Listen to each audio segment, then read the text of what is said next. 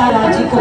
ये मानस है। लोग कहते हैं आज हमारे यहाँ हमारे समाज में विघटन बहुत तेज हो रहा है, धर्म को लेकर टिप्पणी बड़ी तेज हो रही है, ऊंच नीच भेदभाव बड़े तेज फैल रहे हैं, सनातन के विरुद्ध षड्यंत्र बड़ी तेज रचे जा रहे हैं। लेकिन पर ध्यान रखिए, हमारा सनातन ने कभी किसी को भेद नहीं किया है, कभी ऊंच नीच नहीं किया। हमारा सनातन ने नहीं किया है।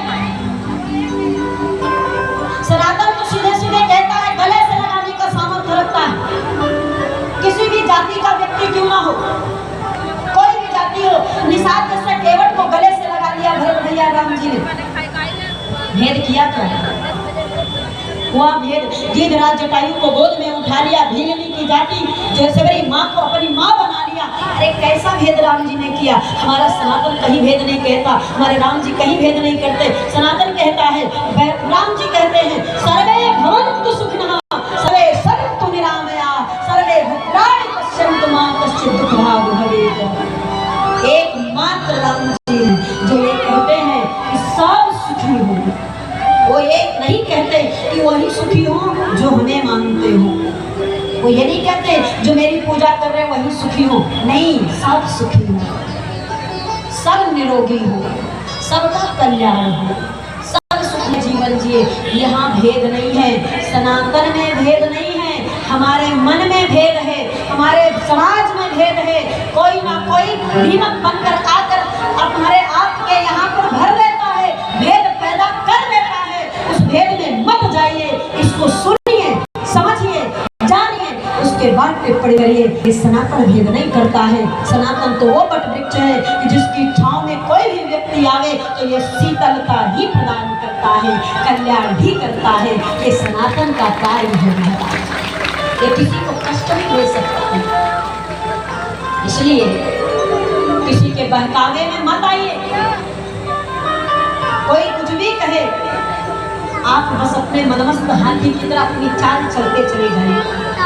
भरत जी आगे बढ़े, गंगा घाट पर आए। जिस राम के लिए एक केवट की नाव, वो भी कहता नाव नहीं दूंगा, उसी राम के भगत भरत के लिए लाखों नाव घाट पर खड़े, और सारे नाविक कहते कि भैया बैठो, मुक्त में उतारेंगे।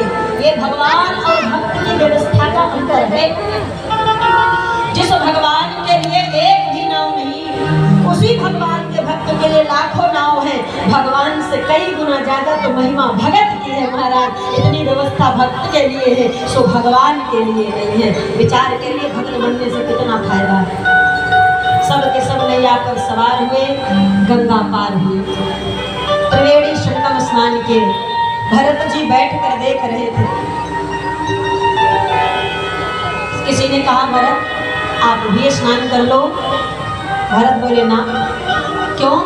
बोले ये संगम है भरत, यहाँ तीन तीन नदियों का मिलन हुआ है, गंगा यमुना सरस्वती का आप फल प्राप्त कर लोगे। न जाने कितने दूर से लोग यहाँ क्या ब्रह्मांड के इस धरती के कोने कोने, यहाँ तक सारे तीर्थ, सारे देवता यहाँ नहाने आते, स्नान करने आते, पुण्य प्राप्त करने आते, और आप हो यहाँ आकर नहा नहीं रहे। भरत जी बोले नहीं नहाऊंगा। क्यों नहीं नहाओगे? कोई कारण तो होगा। बोले हाँ, ये तीन है इसलिए नहीं नहाऊंगा। बोले मतलब? बोले गंगा ठीक है, यमुना ठीक है, लेकिन सरस्वती में नहीं नहाऊंगा। क्यों?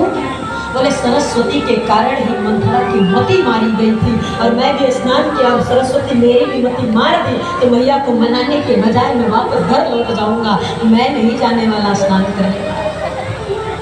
थोड़ी देर बैठे रहे, और थोड़ी देर बैठने के बाद भरत जी स्नान करने